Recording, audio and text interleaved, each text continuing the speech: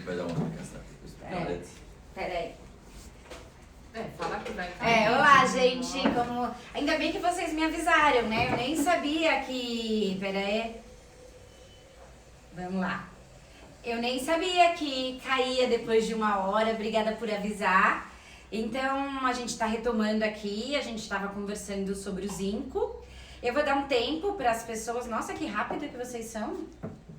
Uau, o que houve? Tipo, 150. Legal. Eu vou dar tipo uns 5 minutos. 5 minutos é muito tempo, né? Pra gente perder aqui. Eu vou dar uns minutinhos para as pessoas retomarem a conexão. E a gente retomar a falar sobre o zinco.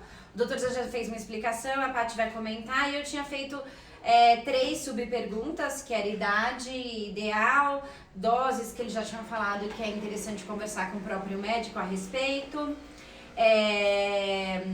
Deixa eu aproveitar antes de começar a falar? A falar, pode ser? Vou falar sem estar relacionado com o tema. Tá bom. Eu preciso sim lembrar que, como já foi dito no começo, hoje é dia 21, né, 21 de março, e eu estou mais feliz hoje, curiosamente, mesmo que nós não estejamos com o simpósio, eu estou muito feliz porque é o primeiro dia 21 de março, ao longo dos últimos 10 anos, que eu consigo estar ao lado da minha filha. É verdade. Porque... Normalmente ele esquece que é meu aniversário, não, entendeu? Não esqueço do seu aniversário. Esquece! Como é aniversário dela, eu tenho ficado com a responsabilidade dos eventos longe da minha filha. Então eu estou compartilhando um momento muito emocionado com isso. Obrigada. Obrigada, ó, tá dando aqui lindo.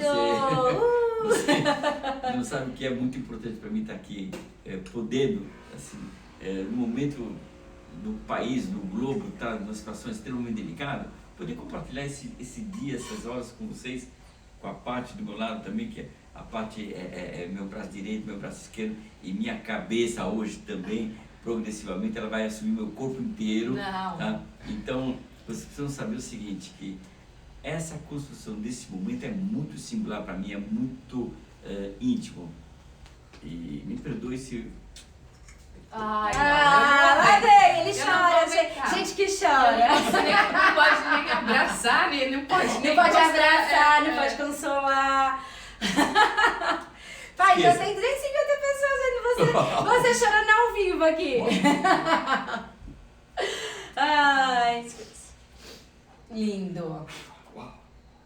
Olha lá. Deixa eu respirar aqui para poder só poder retomar, começar. Vamos falar sobre o zinco. Só terminar uma coisinha, só que daquilo que eu estava abordando com relação ao zinco. É assim, dosagem de zinco. Minha gente, a dosagem de zinco é no sangue periférico. Tá? E eu frisei para vocês que o zinco é um metal intracelular.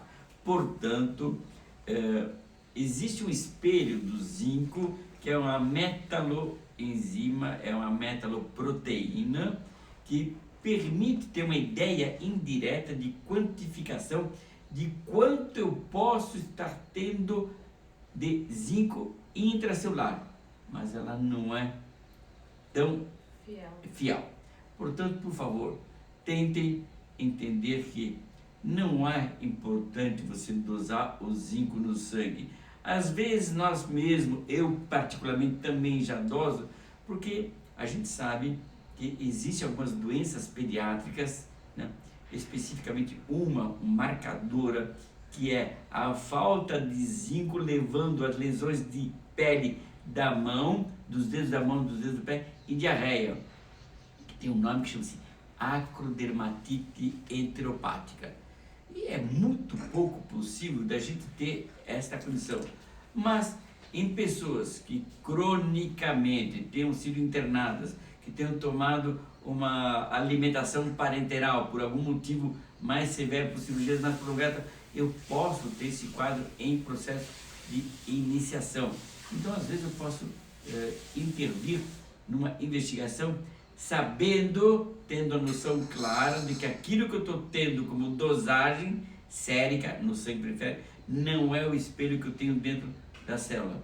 E me assegurando que eu tenho uma dosagem que quando eu suplementar medicamentosamente, eu terei segurança, porque eu tenho a segurança de 3.000 vezes a dose acima para que eu tenha algum problema.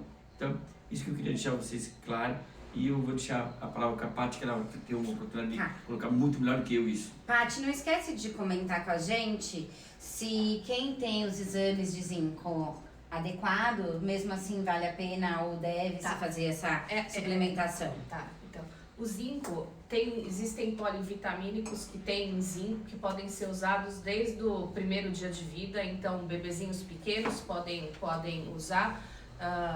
Isso aí é o que o Zé falou, a gente vai conversar com o pediatra a partir de quando, porque teoricamente, se a mãe tiver uma boa dieta, no leite materno você receberia o aporte de zinco necessário, mas a segurança você tem de usar desde pequenininho. Bem colocada essa questão nutricional. A fonte de zinco nutricional, a principal é ostra, seguida de caranguejo. Depois, um pouquinho mais longe, a gente até teria nas oleaginosas. Então, por isso que a gente fala um pouco em suplementação, porque digamos que a fonte natural não é tão... Né? Isso, não é... Grão de bico tem bastante coisa. Grão de bico também, esqueci, bem lembrado, grão de bico. Então, eu sempre gosto do grão de bico porque eu vejo que é um completo, né? É um grão que tem muita coisa e nós temos que cultivar a importância de comer grão de bico praticamente no cotidiano nosso. Praticamente todo dia seria o ideal. O zinco ele pode ser dosado no sangue, pode ser dosado na urina, mas como é um metal intracelular, nunca esse nível sérico ou urinário vai ser exatamente fiel ao que está no seu corpo. A população com T21, trissomia do cromossomo 21, 3 cópias do 21, vai ter proporcionalmente 1/3 a mais de necessidade de aporte de zinco. E a gente sabe que a referência que vem nos exames laboratoriais é para uma pessoa com 2 cromossomos 21. Então, teoricamente, todas as pessoas com trissomia do 21 deveriam estar no limite superior ou estourado no exame. Lembrando que não é exatamente fiel, não é, né, tudo que o Zan fez questão de começar Paty, muito antes pertinente a tua colocação. Legal. Então, a gente, sim, usa a suplementação de zinco ou natural ou até via polivitamínicos, enfim, e a dose é caso a caso, levando em consideração peso, idade, aporte nutricional, e deve ser discutido com o seu próprio médico. Certo. Eu posso falar o nome desses 2 coisas aqui? Eu acho que não. Eu acho Tem algum subnome? Que aí eu aviso pro pessoal que eu tô falando sobre isso, mais ou menos? Sobre isso que você está falando, que você está mostrando pra gente, são suplementos que ajudam. Por exemplo, isso é um beta-glucan, é um nome... Beta-glucan, gente. Lê aí na receita que eu não posso falar marca aqui que dá ruim. É que a gente tem usado algumas alternativas, algumas homeopáticas, algumas fitoterápicas, no intuito de tentar melhorar a imunidade da pessoa com trissomia do cromossomo 21. Então, eu gostaria de colocar o seguinte... Esse beta... Só a homeopatia que a gente tem usado é direcionado especificamente para vírus, mas... Esse beta... Não. Homeopatia. Não é o beta-glucan. Não. Qualquer homeopatia. Não, a homeopatia... Beta-glucan, tá. Beta-glucana, né? Glucana. Cana. Tá. Então... A homeopatia que é específica, que a gente tem indicado, que é específica para vírus e mais especificamente para vírus de gripe, né? Digamos assim. Esses outros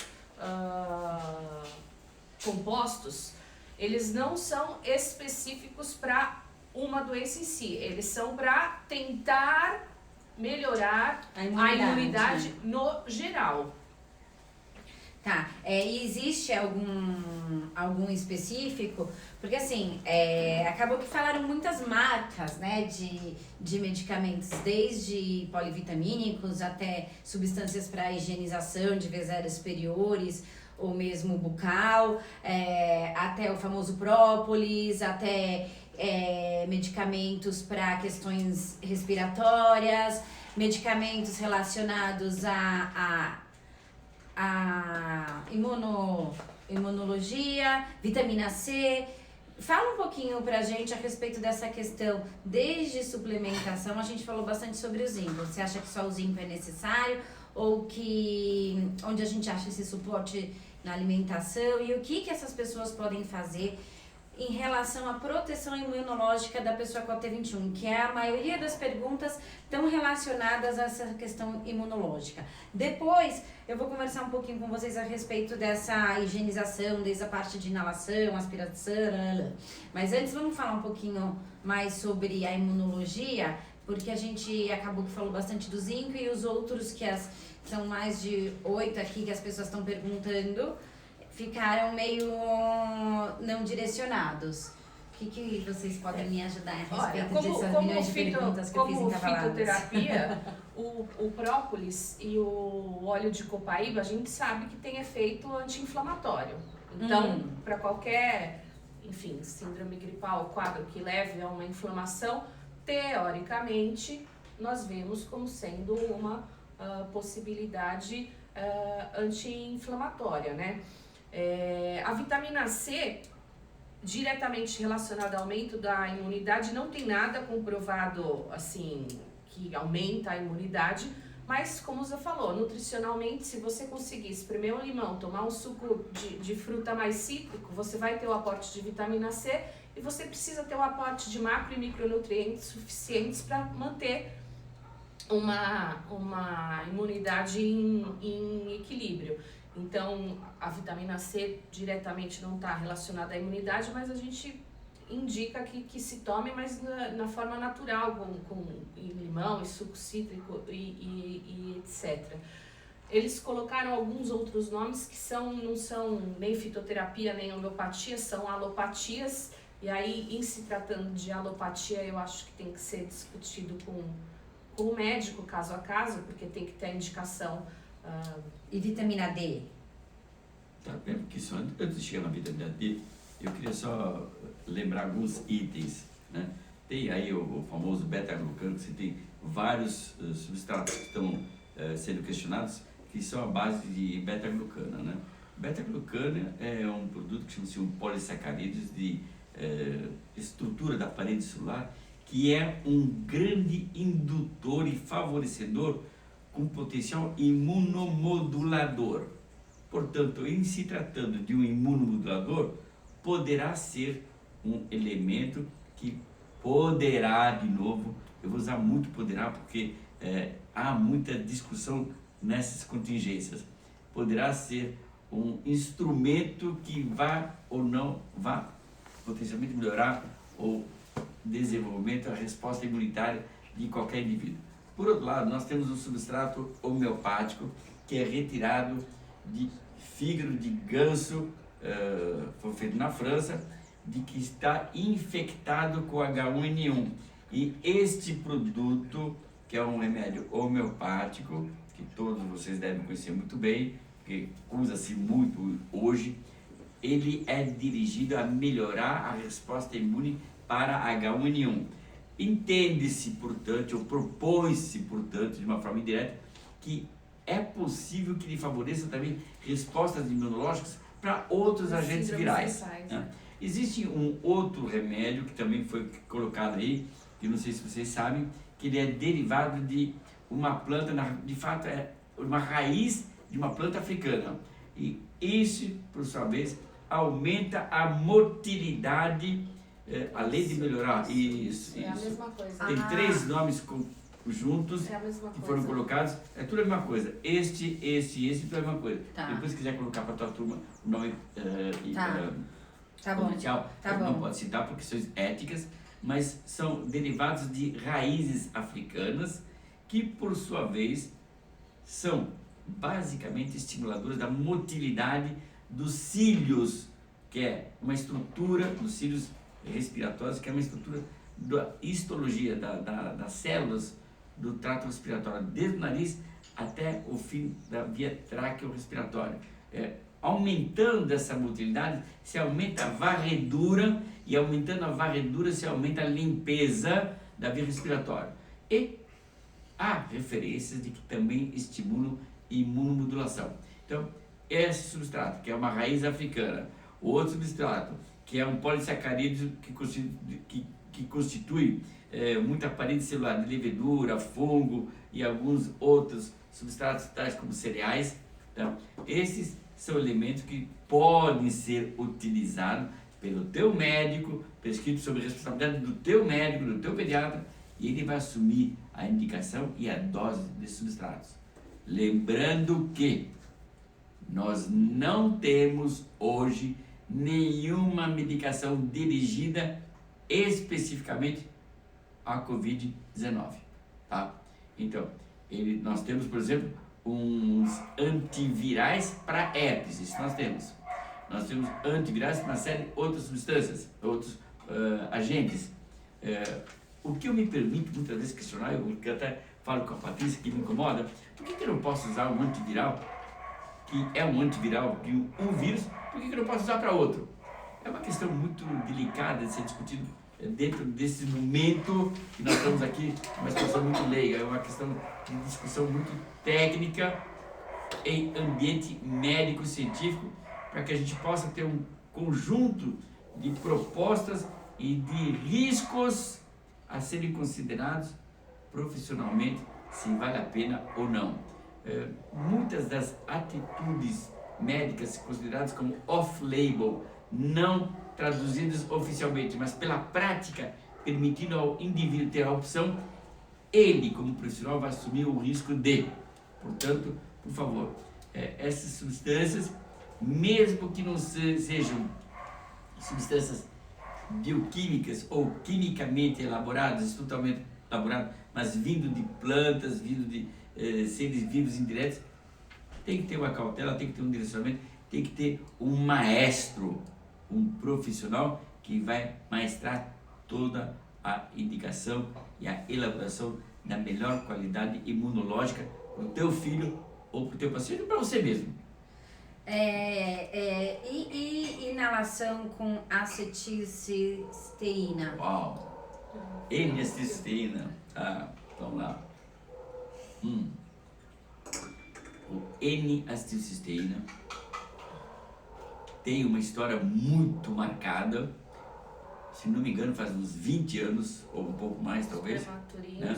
Quando a gente usou o N-acetilcisteína para melhorar o fluxo respiratório, né, no intuito de favorecer o prematuro de alto risco ventilatório, para ver o que acontecia, para ver se a gente podia, porque ele de fato é um mucolítico, de fato ele é um produtor de muco, um favorecedor de produção de muco, para limpar a via aérea. Então ele tem uma eficabilidade muito boa, desde que corretamente indicado. E observou-se naquela época a produção de microêmbolos, como é que eu chamo ele? Rolha. Pequenas rolhas que entupiam a via respiratória de recém-nascidos prematuros e, portanto... Rolha de secreção. Isso, rolha de muco, de secreção.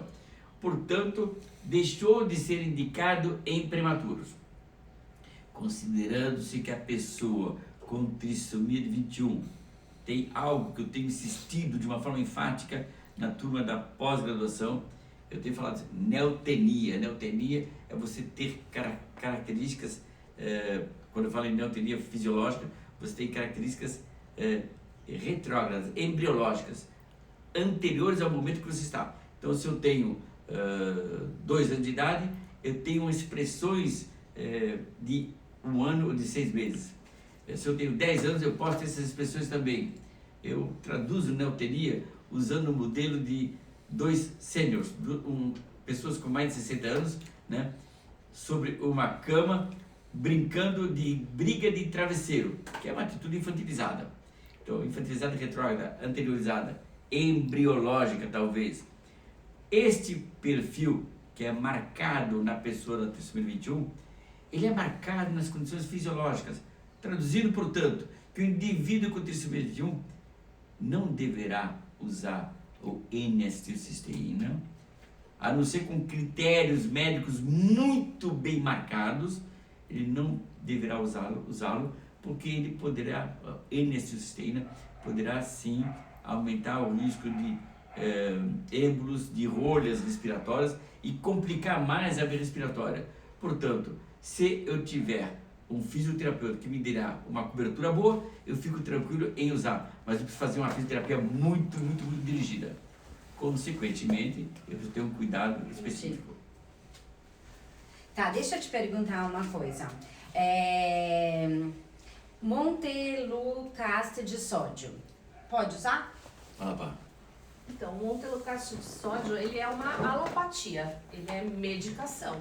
Com indicação, sim, pode ser usado, mas tem que ter a indicação precisa, porque é remédio, né? Então, tem que ser usado com critério, dentro da faixa etária específica e com indicação médica. Tá, e sobre algumas crianças que as mães estão colocando aqui, que tem a vitamina D baixa, o que pode fazer? E a gente também queria que vocês passassem algumas listas de alimentos que pode fazer um suporte nutricional em relação à imunidade. Vamos lá, especificamente com relação à vitamina D, é muito paradoxal nós vivemos num país tropical, né, onde nós temos o sol e nós temos a grande maioria com baixa de vitamina D no controle sistêmico. Isso significa, se eu faço exame de sangue, eu tenho baixa vitamina C. É muito difícil a gente entender esse processo, que é potencialmente comprometedor, considerando-se que a vitamina D faz parte da estrutura a favor da defesa imunológica. Então, se eu tenho vitamina D, eu tenho também melhor proteção imunológica. Ora, no momento que eu tenho um país tropical, que curiosamente nós ficamos trancados, porque na rua fica solto o bandido e nós ficamos presos no apartamento, né?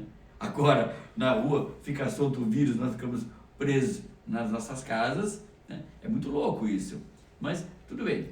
Vamos considerar o seguinte: infelizmente, ainda com um preconceito social, as pessoas que apresentam qualquer comprometimento fenotípico, a família não o expõe à sociedade. E o fato de não expô-lo, não estou falando só da pessoa com trissomia 21, pega um indivíduo que tem uma fissura lábio-palatal, que tem uma abordagem fenotípica de imagem que é um pouco diferente, ele vai ser alvo. Então, para proteger o meu filho, ele não o expõe à sociedade. Então, ele fica dentro de casa. As pessoas com trissomia 21 agora conseguiram se expor claramente. Eles estão lá mostrando a cara, digo assim, pondo a cara para bater, mesmo, e tendo potencial, inclusive, falar: o que você está me olhando? Qual é o problema?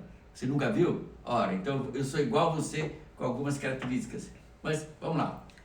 Este fato faz com que as pessoas com trissomia 21 exponham-se menos também à indução solar. Além da hipotonia, que não quer andar muito, ele se cansa mais rapidamente e não brinca tanto quanto as outras crianças do sol.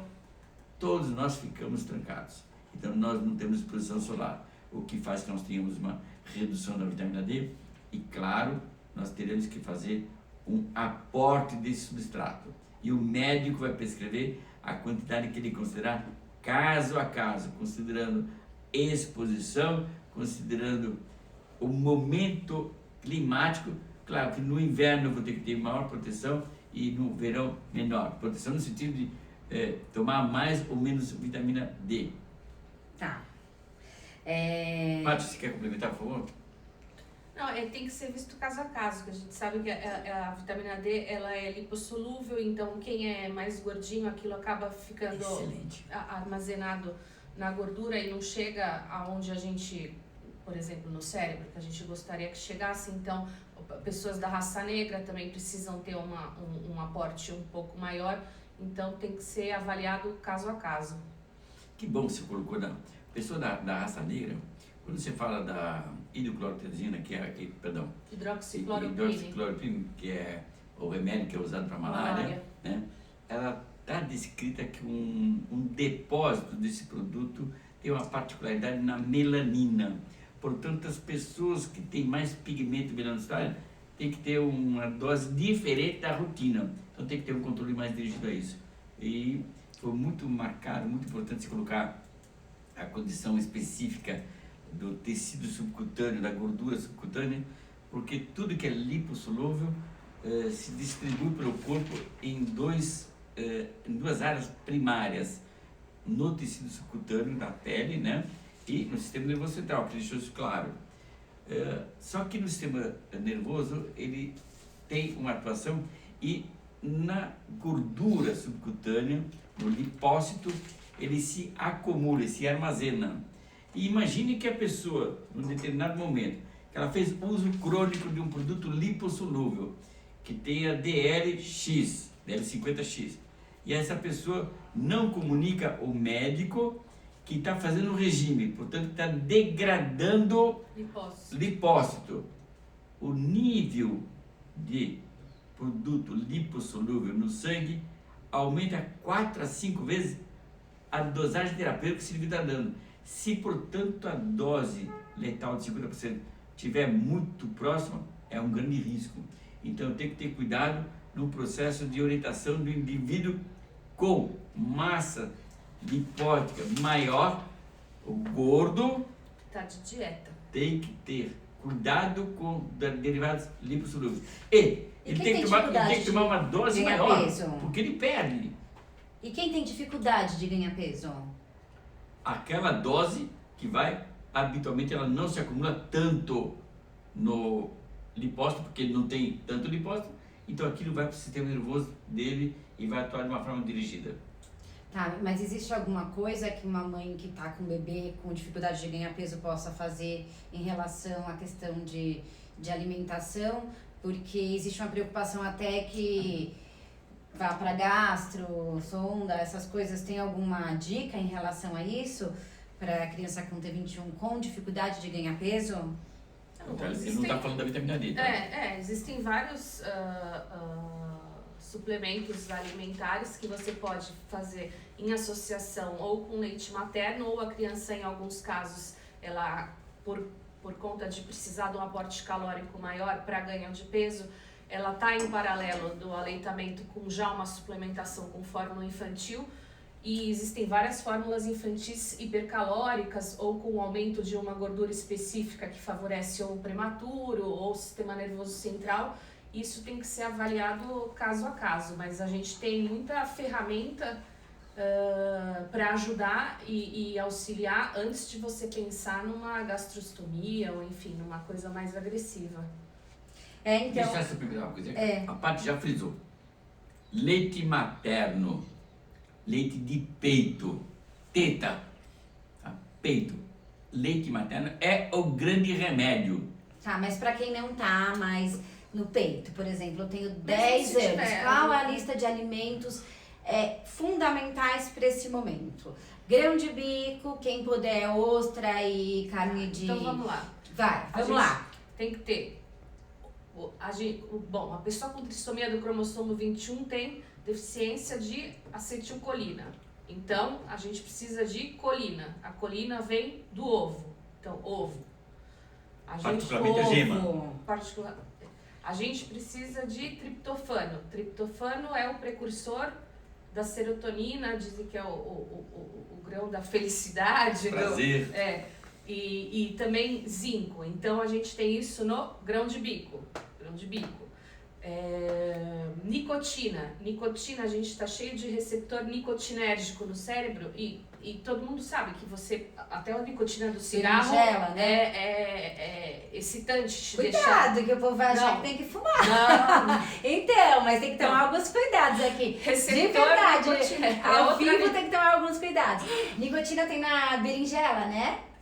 Couve-flor. Couve-flor e berinjela. Couve-flor mais couve-flor e berinjela. do que a berinjela. Luteína. Luteína é importante para os olhos. A gente tem muito no melão, no abacate. E tem como é que chama o nome daquela flor? Que é a flor de cemitério. É cravo? Cravo de um cemitério, cravo, né? Também tem bastante, mas tem melão, abacate também é importante estar dentro dessa lista de alimentos. Tem isso no site? Tem. Então tem isso no site www.sindromededown.com.br. Tem lá também. Acho que a Paty Alimentos lembrando, antioxidantes, frutas vermelhas. alimentos antioxidantes como chá verde, frutas vermelhas, cúrcuma e cacau, né? Cacau também acima, ele também tem a serotonina, né? E um pouquinho de antioxidante. Cacau acima de 70%, 80%. Elas estão perguntando aqui sobre inhame e cúrcuma. Deixa eu só colocar uma coisa que passou aí entre linhas. O sistema nervoso central, para quem lembra da vovó, a vovó mandava comer, pedia para comer Peixe. sopa de cabeça de peixe, né? E olho, né? Isso. O que tem na sopa de cabeça de peixe? Tem o olho e a pele da cabeça do peixe, né? De fato, assim, na pele do peixe nós temos fosfatos. E o fosfato de colina, como se deixou claro, é gema de ovo mais a pele de peixe. Eu começo a produzir a possibilidade, favorecer a possibilidade de produção da combinação de fosfato mais colina, que é o fosfato de colina, que é um elemento muito necessário para construir o sistema nervoso central. Então, também é muito importante. Ela lembrou do peixe. No peixe, nós temos aquilo que vocês conhecem como ômegas, né? Ômega 3. Na verdade, o peixe não produz ômega 3. O peixe se alimenta de algas que, por sua vez, produzem ômega 3. Ora, se eu tenho a necessidade de uma gordura especial que chama-se ômega 3, ômega 3 de peixe ou de alga, é também conquistada na gordura da pele de pato, que também produz esse ômega. Por outro lado, eu preciso lembrar que na alga, além de também ter cálcio, que é muito importante no sistema nervoso central, eu tenho iodo. Iodo é um elemento fundamental como neuroconstrutor, porque ele é necessário para isso. Então, alga tem iodo, né?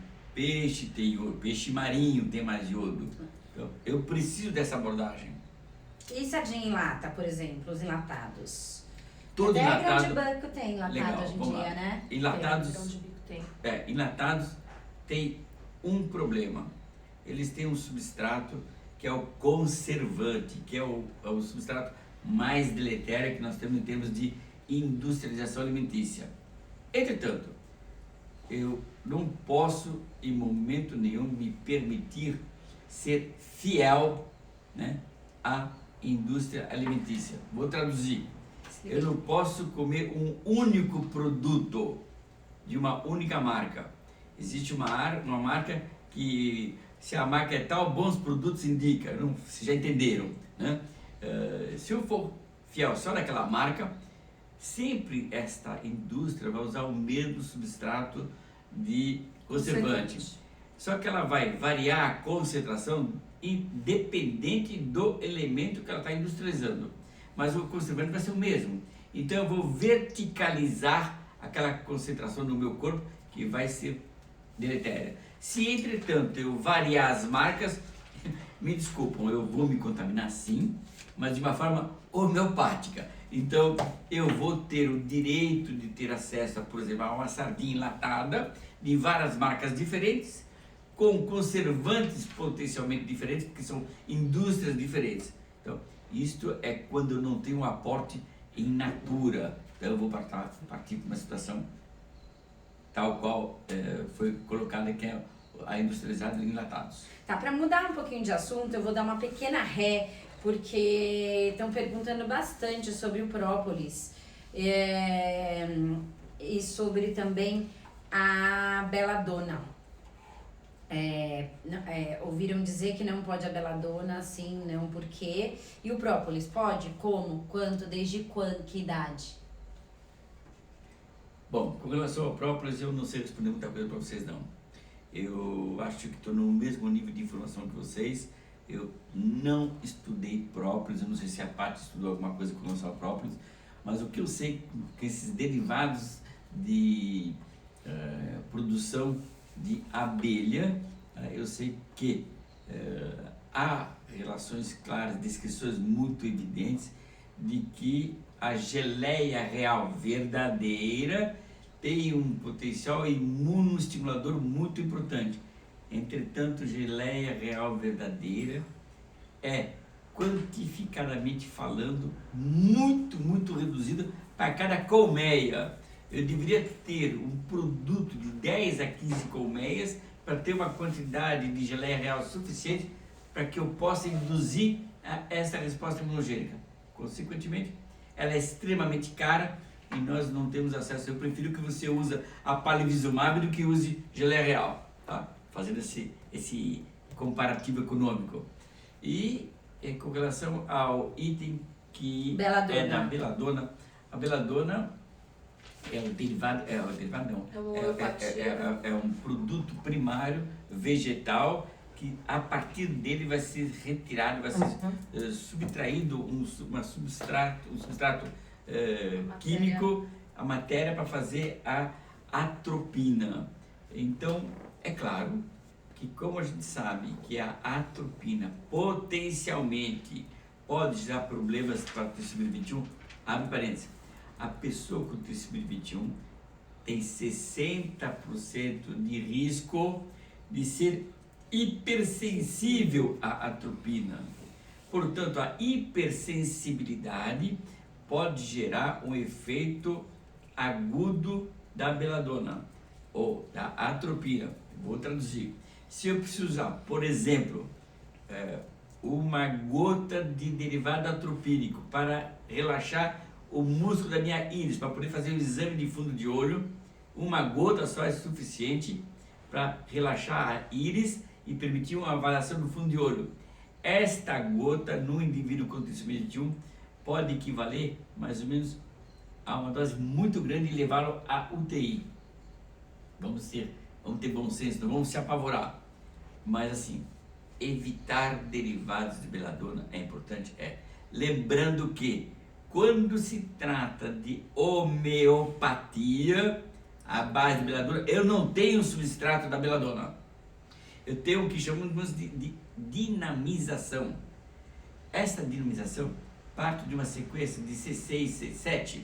Isso significa, só para vocês terem uma ideia bem rápida desse conteúdo, né? Eu ponho uma gota da beladona verdadeira, da atropina, em 1 litro, eu misturo, depois desse litro eu pego uma gota, põe no segundo litro, que é C2, desse litro eu vou repetindo 6 a 7 vezes, e a partir da 7ª vez, que a gente chama de tintura mãe primária, que é sem expressão nenhuma, que não tem a percepção do substrato bioquímico naquela solução, e é a partir daí que vai ser usado. Então, a homeopatia te permite segurança na situação do eventual risco de uma intoxicação. É claro, com bom senso, nós podemos dizer assim, com relação à homeopatia, eu não tenho esse risco. Eu frisei, com bom senso. Tá? E em terapia medicamentosa, evita-se derivados atropínicos por isso. Você tem alguma coisa para complementar sobre isso?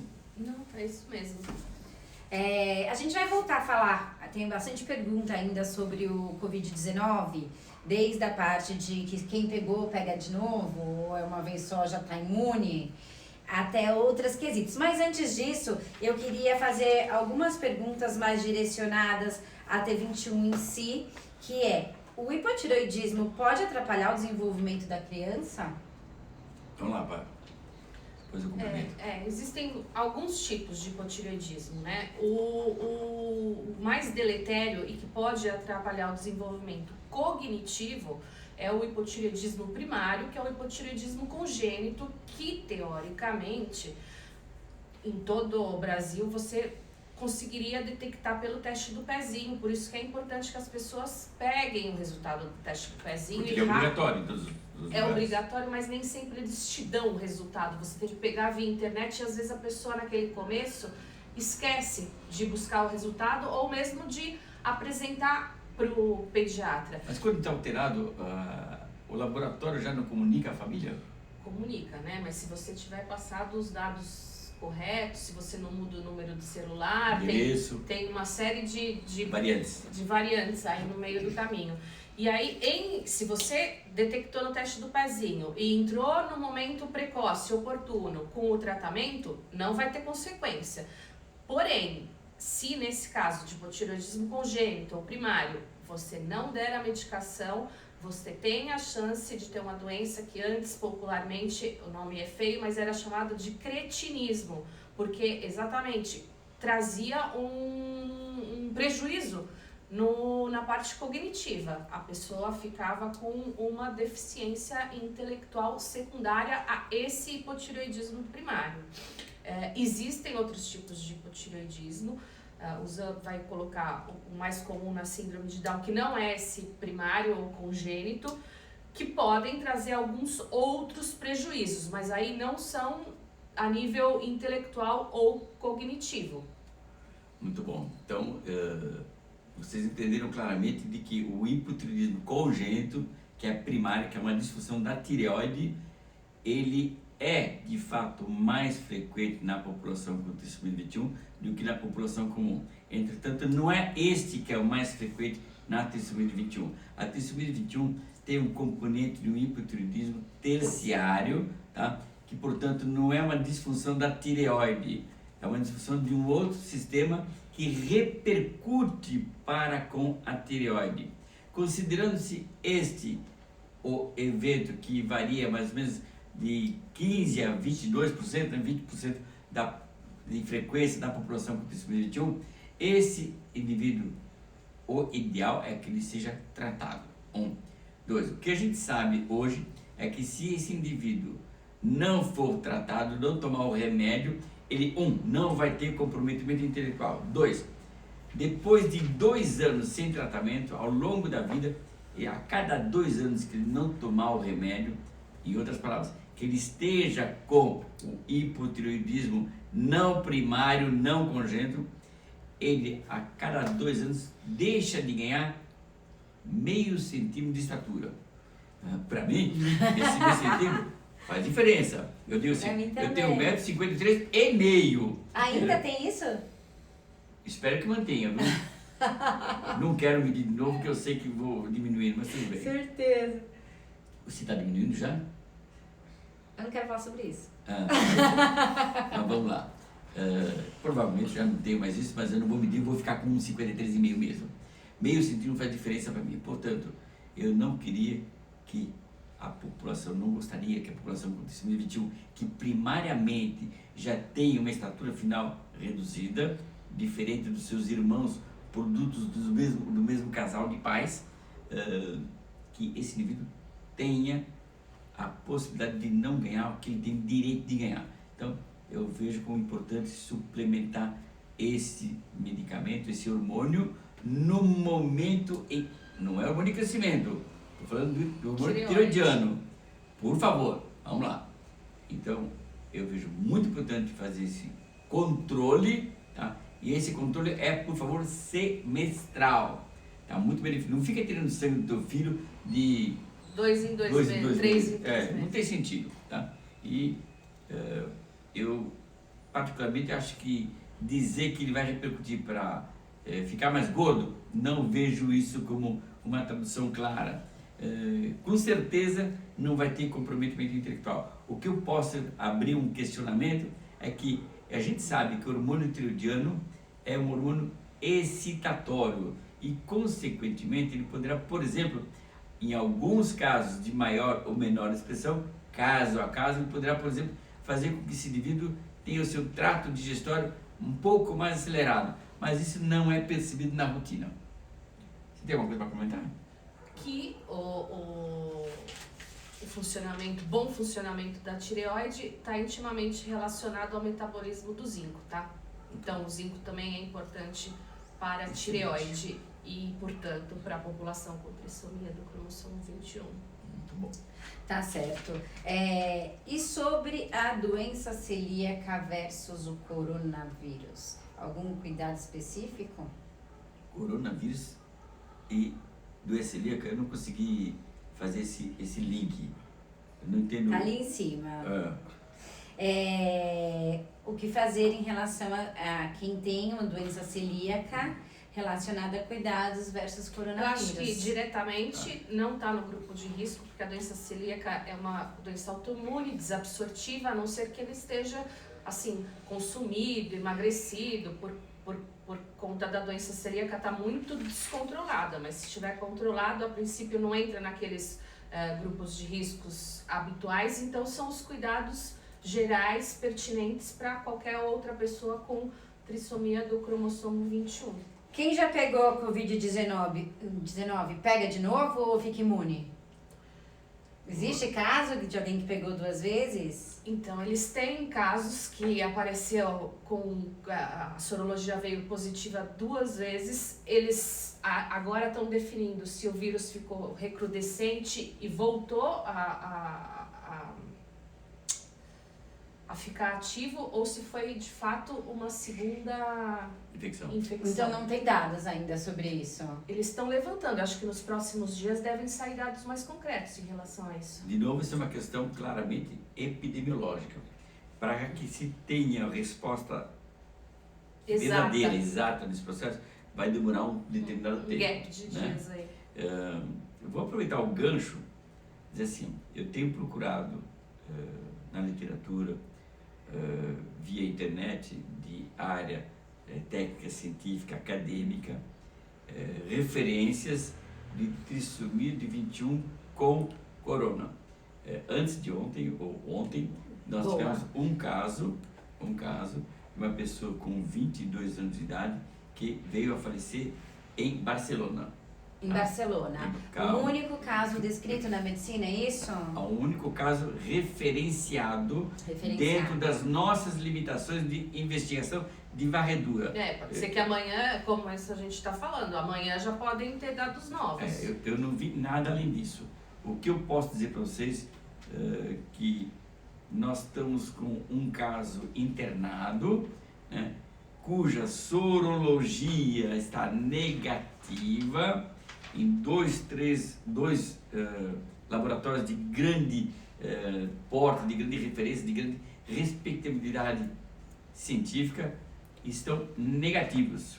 Agora, o que eu gostaria de colocar de uma forma muito clara, eu ainda acredito que eventualmente nós tenhamos sim casos de corona e trissomia de 21, né, em vigência desse momento epidemiológico no planeta todo, e também acredito que talvez alguns exames venham negativo justamente pela falta de resposta imunogênica da pessoa com trissomia de 21, que não permite uma reação sorológica que eu consiga configurar a presença desse vírus, imunologicamente falando. Entretanto, alguns exames de melhor detecção são exames moleculares. E o exame molecular é quase que certamente certeza que deverá considerar a presença ou não deste vírus. Ora, se eu fizer exames imunológicos de dosagem de anticorpo contra, é possível que o indivíduo tenha um vírus e não tenha, assim, a resposta imunogênica para isso. Então, é possível que nós tenhamos casos de corona, sim, não identificados até então, mas nós temos casos com certeza de que a clínica, que se sobrepõe a qualquer condição laboratorial, é claramente traduzida como uma infecção respiratória com a severidade e o comprometimento exposto pelo corona, e a radiologia, as tomografias respiratórias idênticas ao corona, e que, portanto, têm que ser entendidas como se tal fosse, tratadas com cuidado de suporte que está sendo oferecido para a pessoa com trissomia 21. Deixa eu aproveitar um gancho que a minha aula do simpósio, o nome da aula, não sei se vocês lembram, era A Flor da Pele, né?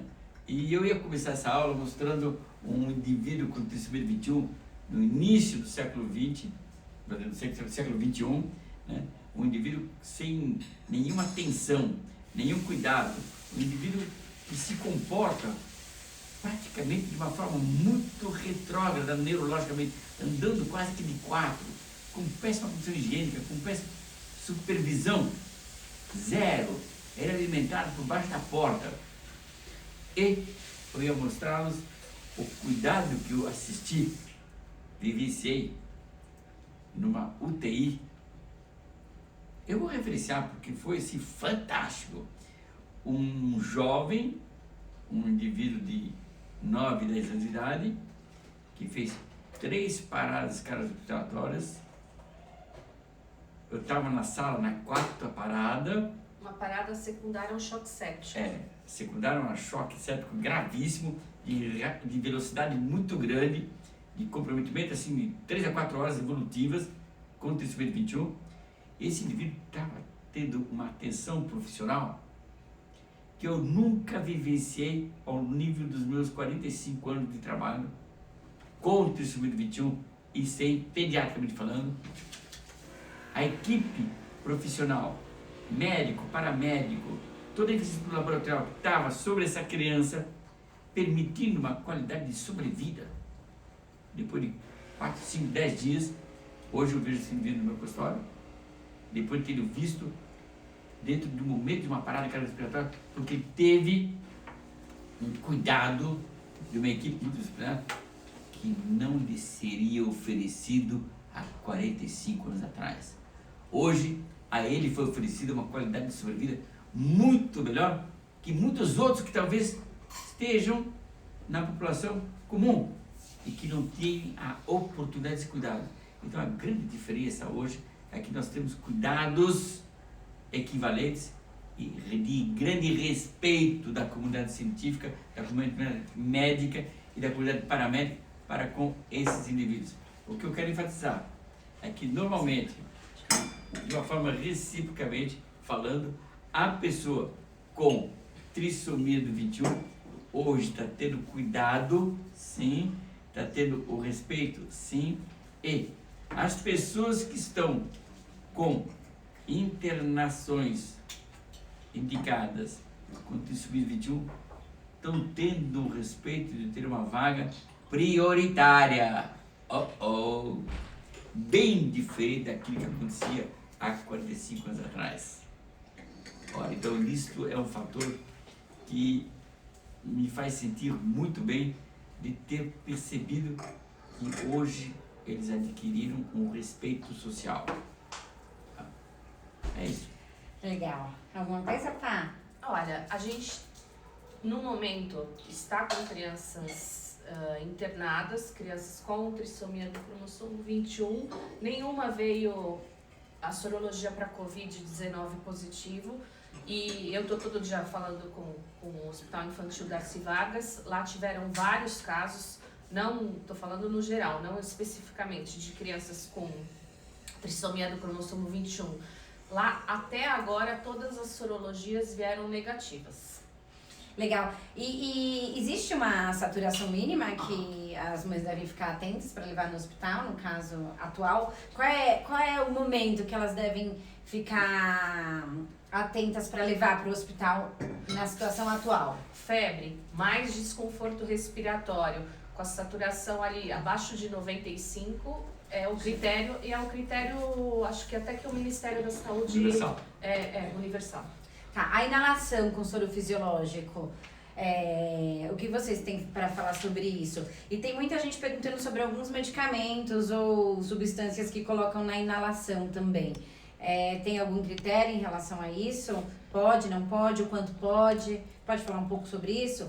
Eu vejo como para a toalete respiratória, num primeiro momento, mais importante a higiene alta de lavagem nasal. Até porque se você ficar inalando demais, tapotando demais, fazendo muito aerossol, eu acho que você até pode facilitar, de repente, uma disseminação. Então, a não ser que você ache que a criança realmente tá mais congesta com alguma coisa, aí você usa. Mas se não, a princípio, eu usaria mais a lavagem nasal.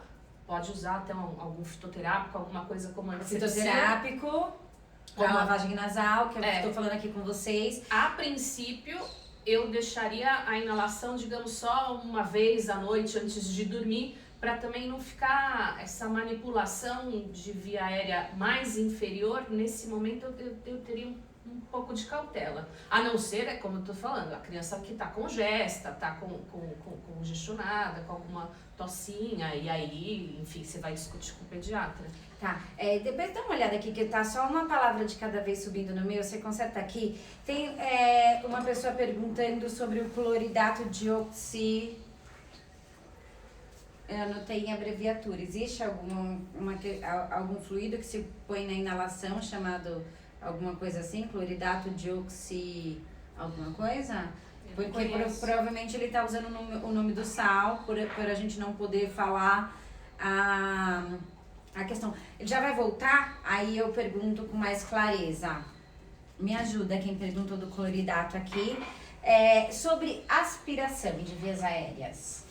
Pode, não pode? Deixa eu só colocar uma coisa assim. Sempre que você colocar cloridrato ou fosfato, são derivados de suporte que transportam o remédio ou que facilitam a dissolução da medicação. Então fica muito difícil a gente definir cloridrato disso, cloridrato daquilo. Existem N cloridratos. Tá? Então, por favor, tenham mais objetividade quando lançarem... Oximetazolina. Não? Oximetazolina. Oximetazolina. Também nunca ouvi falar. Cloridato de oximetazolina. De novo. Não conhecemos, gente. Então não podemos falar sobre o assunto. Manda para Roberto o nome comercial. Manda aqui o nome comercial. Que a gente tenta localizar. Traduzir. Isso. Eu, pessoalmente, não conheço todos os nomes químicos de todos os substratos. Tá? Então... A Paty conhece muito mais do que eu, porque ela... Pode mandar o nome comercial aqui. Para a Roberta. E a Paty conhece muito mais do que eu, porque ela Clenil. faz respiratório. Desculpa. Tá.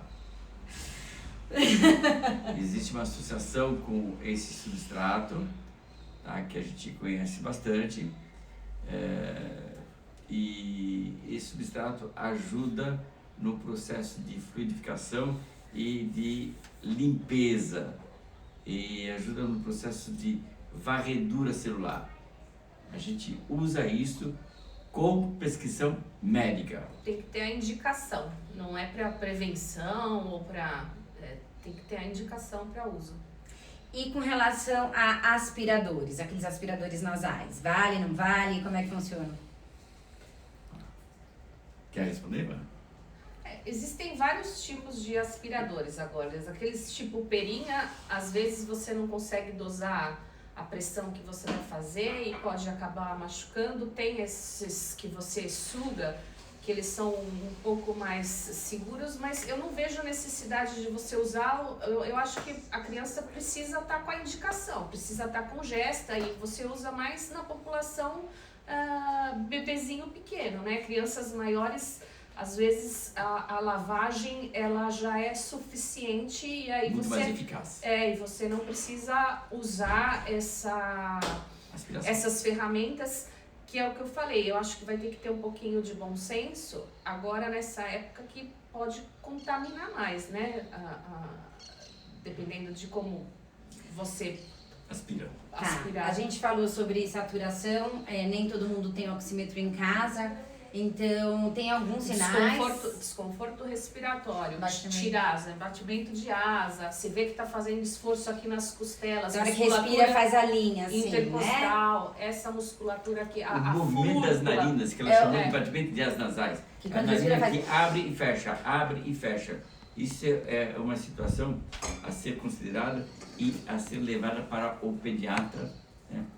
Teoricamente que essa situação não chega a esse ponto, mas abrir a narina e fechar a narina no ato inspiratório e expiratório, isto é algo que preocupa muito como sinal clínico. em bebês pequenos, gemência, tem que...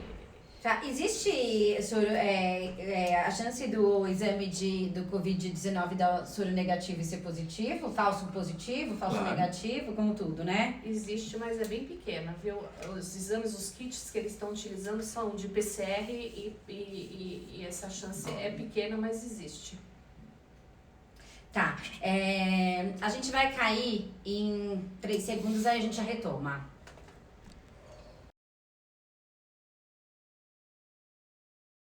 Como nos tem mais meia hora só, então... Começou.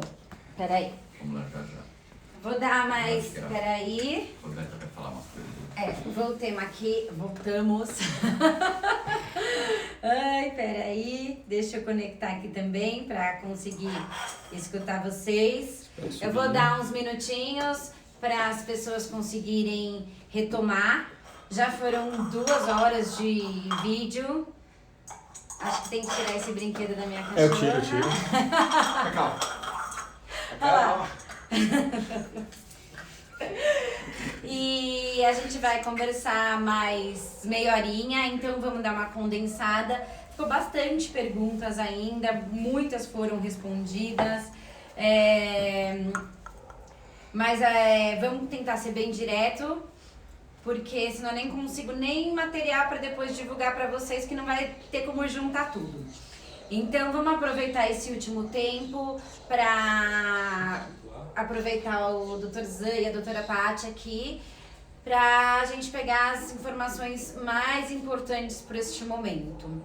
Vamos lá, Paty, em relação à questão de confundir o resfriado com corona, que dica que você pode passar pra gente, para os pais dessa família com a T21? Eu acho que tendo febre, mais desconforto respiratório, precisa procurar o sistema de saúde. Se não tiver febre, os sintomas respiratórios estiverem leves, nesse momento eu aconselho que primeiro entre em contato com o pediatra para ver se dá para tomar uma medida ainda domiciliar e evitar a exposição e a ida desnecessária ao serviço de saúde. Mas infelizmente, se tiver a febre mais o desconforto, não tem jeito, vai ter que ser avaliado presencialmente por um médico. Tá certo. Voltaram a uma pergunta aqui sobre alimentação. Se tem algum critério em relação a carnes vermelhas, frango, essas questões da parte de proteica. A gente sabe que carne vermelha acaba que libera muito radical livre, que são radicais que favorecem a oxidação e aí indiretamente favoreceriam o envelhecimento precoce, que é um cuidado que a gente tem com as pessoas com trissomia do cromossomo 21. Então, tanto para eles quanto para nós todos, evitar, né, não é para tirar totalmente, evitar carne vermelha e usar mais, principalmente, carne de peixe, né, peixe marinho e depois carnes brancas, né, brancas e magras. Quais são os cuidados gerais, então, para essa população neste momento? Acho que vai ser atrelado na base de higiene e dieta. Então, um aporte nutricional adequado, acatar todas as orientações que estão sendo amplamente televisionadas e esses cuidados de higiene, evitar aglomerado, enfim. Tá, e com relação a antitérmicos, o que vocês têm para falar? Deem, não deem? Teve um bafafá sobre o ibuprofeno ultimamente, aí teve diz que sim, diz que não. Como é que tá essa situação? Que antitérmicos vocês costumam usar ou indicar para os pacientes de vocês que seja o mais indicado para a pessoa com T21? A gente sabe que essa história dos antitérmicos, para quem tem doença renal, o ibuprofeno, ou assim como qualquer anti-inflamatório não hormonal, deve ser evitado. Para as pessoas que têm doenças hepáticas, hepatopatas, a gente sabe que o paracetamol tem uma hepatotoxicidade, também deve ser evitado. Essa história... Era isso que eu ia perguntar, também que devem ser evitados. Essa história do ibuprofeno, e também falaram um pouquinho sobre corticoide, eles estão pedindo para evitar. A gente não viu estudos robustos em cima disso para justificar essa desqualificação dessas medicações, até porque o comportamento dessas medicações frente a outras infecções respiratórias virais, por exemplo, uma criança que está com uma bronquiolite, uma criança que teve H1N1, uma criança ou adulto qualquer, durante esses últimos anos foram usados corticoides e ibuprofeno nessas situações. Em casa. E não vimos esses quadros que justifiquem você proibir o uso.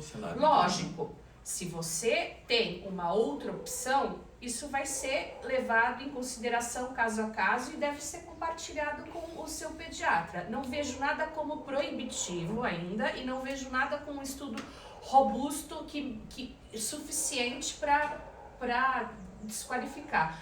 Mas acho que você tem que discutir isso com o seu pediatra, porque se você tem... eles estão a princípio sugerindo que seja o paracetamol a primeira escolha nesse momento, mas para uma pessoa que tem uma doença hepática, certamente a pessoa não vai poder usar o paracetamol. Então, isso vai ter que ser discutido caso a caso. Tá, eles estão insistindo bastante nesse cloridato, mas se for medicamento, com o pediatra da pessoa, a gente não está sabendo exatamente do que vocês estão perguntando quando vocês falam do cloridato, porque tem vários cloridatos, então precisa ser um pouquinho mais específico. Eu tentei um aqui, que por acaso até soltei o nome sem querer, mas outra pessoa falou que não era, então eu acho que é uma questão de ir um pouquinho mais a fundo com o médico responsável de cada pessoa. Com relação aos sintomas dentro da T21 do corona, pode ser mascarado por alguma questão relacionada à T21? Uau. A palavra pode é fantástica. Tudo que a gente não sabe responder, a gente pode, né? Seria excelente esse pode, né? Esse pode me dar um suporte tranquilo. Tudo é possível, claro, mas o bom senso determina assim. Os cuidados de diagnóstico hoje cada vez estão melhor, a condição diagnóstica cada vez usando estudos e possibilidades de estudos moleculares reduzem muito a situação de falso positivo ou falso negativo, mas factível lembrando, por outro lado, que quando eu tenho um indivíduo imunodeprimido, a resposta imunogênica dele não é tão clara e, consequentemente, eu posso ter algo que mascarado. Isso é factível. Tá. Existem alguns broncodilatadores. É aconselhável usar? Eu tenho certeza que o uso de broncodilatador na pessoa com trissomia 21 terá que ser acoplado necessariamente a um substrato que seja um produto anti-inflamatório, visto que o evento broncodilatador é um substrato que atua na broncodilatação. E como a pessoa com trissomia 21 não tem tão investimento fisiológico em broncoconstricção, não haveria por que você dar tanto broncodilatador. Você tem um contingente na pessoa com trissomia 21 de um edema intraluminar. A luz da via respiratória está inflamada, dando um contexto que sugere um espasmo, um broncoconstrição. Mas não é esse o evidente anatomopatologicamente falando, que é uma coisa muito técnica. Mas assim, é muito melhor se usar um anti-inflamatório, um redutor de edema, do que uma substância que seja um broncodilatador. Porque o broncodilatador também é algo que atua no coração. Mas eu vejo assim, a responsabilidade é do pediatra, o médico vai atuar, ele vai considerar esse conhecimento técnico dele, e eu tenho quase certeza absoluta que vocês tiveram uma boa oportunidade ao longo do dia da manhã de hoje de ter um perfil, uma varredura das condições específicas que evocaram nutrição, imunização, cuidado de saúde pública, cuidado de saúde individual, cuidado das relações interfamiliares, interpessoais e medicamentosas. Foi realizada uma boa varredura de eventos. A ideia aqui não é uma ideia de ser uma terapia medicamentosa, não é dar um suporte de todas as condições, não foi da Roberta a ideia clara de trazer todas as questões à tona, mas foi uma questão de trazer no momento marcado para comemorar o Dia Internacional, e em questão dirigida à situação que nós não tivemos a oportunidade de trazer o simpósio à tona, nós trouxemos algumas coisas à tona. Talvez a única coisa que não foi claramente traduzida foi o processo de envelhecimento, que nós tínhamos um tema fantástico, que era quem cuida de quem, que era uma questão que deverá ser atualizada e revisada. E a outra questão que eu também tenho quase que certeza que não foi, duas questões, foi assim, escolaridade, que não foi também, não dá para a gente abordar. E eu vejo que a situação de, vou chamar de vigilância sexual, vou chamar de prudência de cuidados. Nós temos a questão de abuso sexual muito frequente na população como um todo. E o abuso sexual na pessoa com trissomia tem sido cada vez mais evidenciada. A pessoa com comprometimento intelectual tem sido cada vez mais evidenciada, o que me preocupa muito, porque nós acostumamos nossos filhos, nossas relações sociais de serem amorosas, de uma proximidade. E vamos usar esse momento epidemiológico para nos treinarmos a termos uma relação pessoal mais afastada, com mais respeito, com menos toque, menos aproximação, fazendo com isso que nossos filhos sejam mais protegidos. Mas a ideia não é trazer uma coisa de preocupante, a ideia é trazer uma coisa assim, boa. Boa significa, nós, se Deus quiser, teremos um ano repleto de novidades, repleto de boas condições, repleto de ensinamentos, de trocas sociais, de crescimento, de favorecimento. Hoje, a perspectiva de qualidade de vida das pessoas com trissomia é excelente, os cuidados são excelentes, o respeito que está existindo tem sido cada vez maior.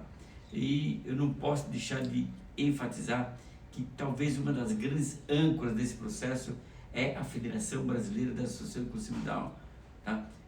Que é hoje dirigida e tem encabeçamento do Sestaro, e o Sestaro tem sido o presidente que tem apoiado muito a comunidade com Síndrome Down, as associações de pessoas com Síndrome Down.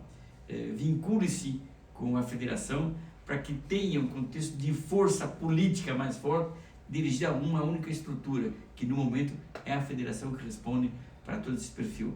Eu particularmente agradeço a oportunidade de ter estado com vocês, e eu vou abrir para a despedida da parte, e que você vai fechar o programa, porque eu estou me despedindo. Eu estou muito feliz por essa oportunidade de compartilhar com vocês esse dia 21. Muito obrigado. Eu queria agradecer a oportunidade, dizer a todos feliz Dia Internacional da Síndrome de Down. E a gente não teve um simpósio, foi uma maneira da gente tentar contribuir com a comunidade, e que contem conosco. Boa. E eu vou tentar ver como é que eu vou viabilizar isso via YouTube, porque foram quase 3 horas de gravação. Mas obrigada para as pessoas que participaram, teve bastante gente aqui, obrigada pelo carinho de sempre. Obrigada a vocês por aceitarem nesse momento vir e participar de uma live. A gente vai sempre tentar levar informação, tudo que há de novo, a gente vai estar postando nas nossas redes sociais, mandando e-mail e tentando sempre estar perto de vocês. Somos pessoas completamente acessíveis, vocês sabem, todo mundo com o celular ligado 24 horas. Então, super obrigada. E fica aqui o nosso Feliz Dia Internacional da Síndrome de Down, da T21. Eu acho legal você fechar com esse quadro que fala da vida. Um monte de gente falou, ganhei da minha irmã. Legal. Fala da vida, Adão e Eva, tá aí. Beleza. Obrigada, gente. Exato.